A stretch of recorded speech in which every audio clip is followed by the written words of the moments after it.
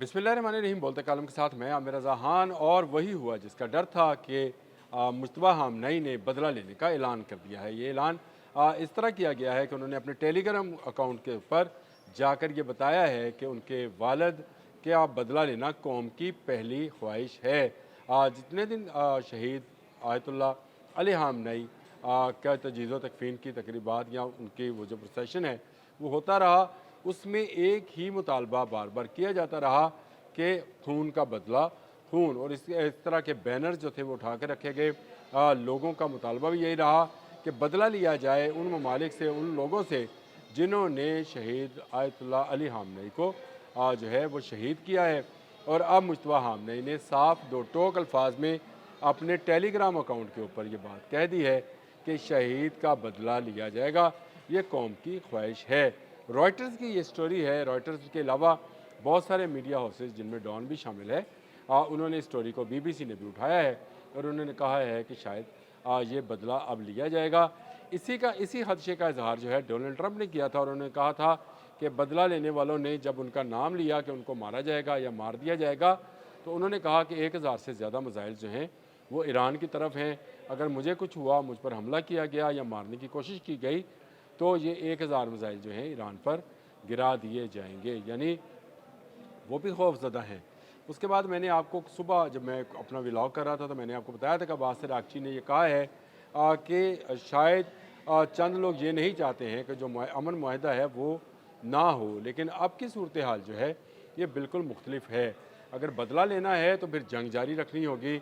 और ये बात पासदारान इनकलाब के कमांडर इन चीफ़ कह रहे हैं, यानी उनके जो इस वक्त के सरबराह हैं, उनके मुंह से ये बात निकली है। उन्होंने टेलीग्राम अकाउंट पर ये बात कही है। तो इसका मतलब ये है कि अब जो है ये जंग जो है मज़ीद बढ़ सकती है, क्योंकि इसको रोकने का सिर्फ एक ही तरीका था कि दोनों फ़रीक़ैन अपना अपना नुकसान और अपनी अपनी चीज़ें जो हैं उनको भुला दें, लेकिन ऐसा नहीं हुआ।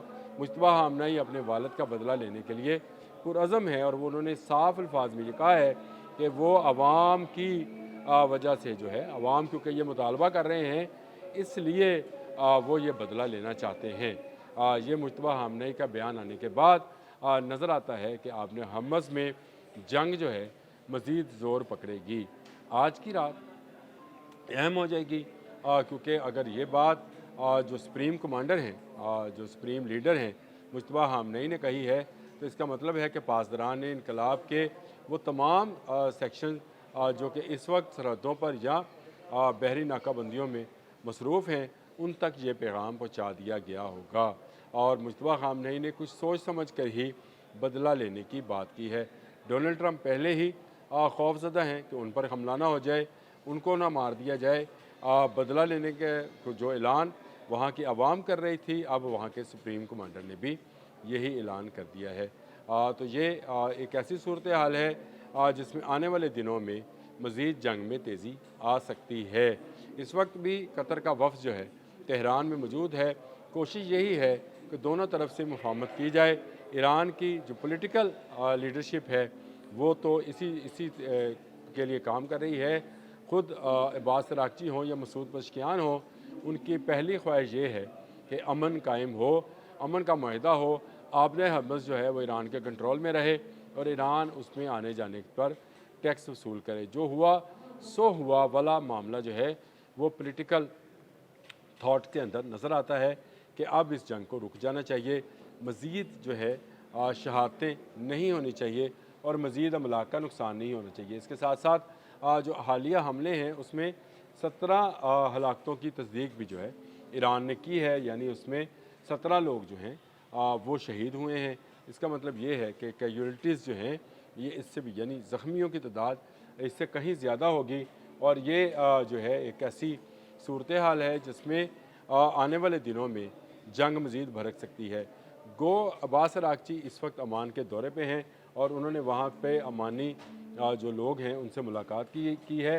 उनकी ये जो मस्कत पहुँच कर ये मुलाकातें हैं, ये भी इस बात का बेयन सबूत है कि आपने हमस के मुतल्लिक ईरान आज भी अपने फ़ैसले पर कायम है।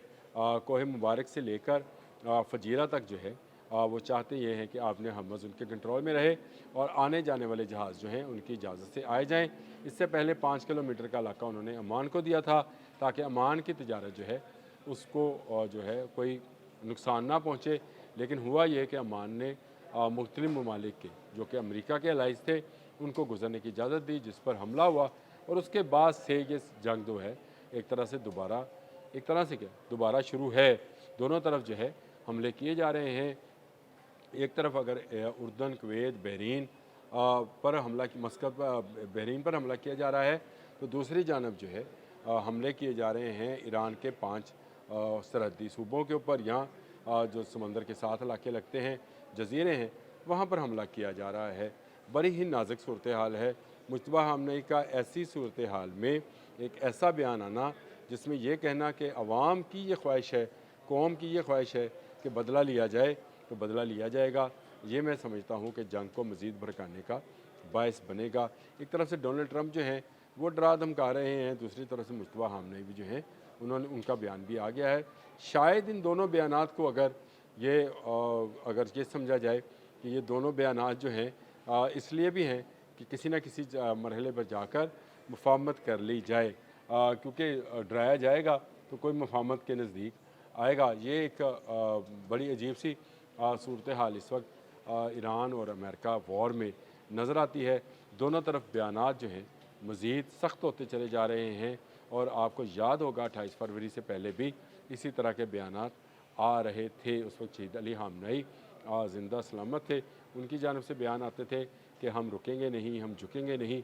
अब जो बयान है मुश्तबा हमले की तरफ से आया है, इससे पहले जो उनके करीबी साथी हैं बाकर कालिबॉफ, उनका बयान आया था कि अगर कोई सोचता है कि हम हथियार फेंक देंगे तो उसकी सोच गलत है। ईरान आखिरी दम तक या आखिरी खून के कतरे तक लड़ेगा, हथियार नहीं फेंकेगा। ये वो सूरत हाल है जिसमें मोराल जो है ईरान का बड़ा अप नज़र आता है। दुनिया इस जंग को टालना चाहती है, आपने हमज़ को खोलना चाहती है, दुनिया की तिजारत चलनी चाहिए। हमारे यहाँ भी पेट्रोल की महंगाई जो है, जो पेट्रोल महंगा होना है वो इसीलिए है कि चंद रोज़ से दोबारा जंग का आगाज़ हो गया है। 8 जुलाई को ये आगाज़ हुआ था, आज 11 जुलाई है और 11 जुलाई के आते आते जो है वक्त में जो है उसने फिर करवट बदली है, फिर जंग की तरफ चले गए हैं। आज ही का दिन जो है दिया है डोनाल्ड ट्रंप ने कि इसके बाद यानी सिग्नेचर का लफ्ज़ उन्होंने बोला था, उसके बाद जो है ये बयान उन्होंने कहा था कि हमला किया जाएगा। इनके पास इतना ही वक्त है कि वो फैसला कर लें कि वो जंग चाहते हैं या अमन चाहते हैं। और अब मुश्तबा हमने का बयान साफ लफ्ज़ों में आया है कि हम जो है मौत का बदला लेने का अहद, ये कौम का मुतालबा है और इसे ज़रूर पूरा होना चाहिए।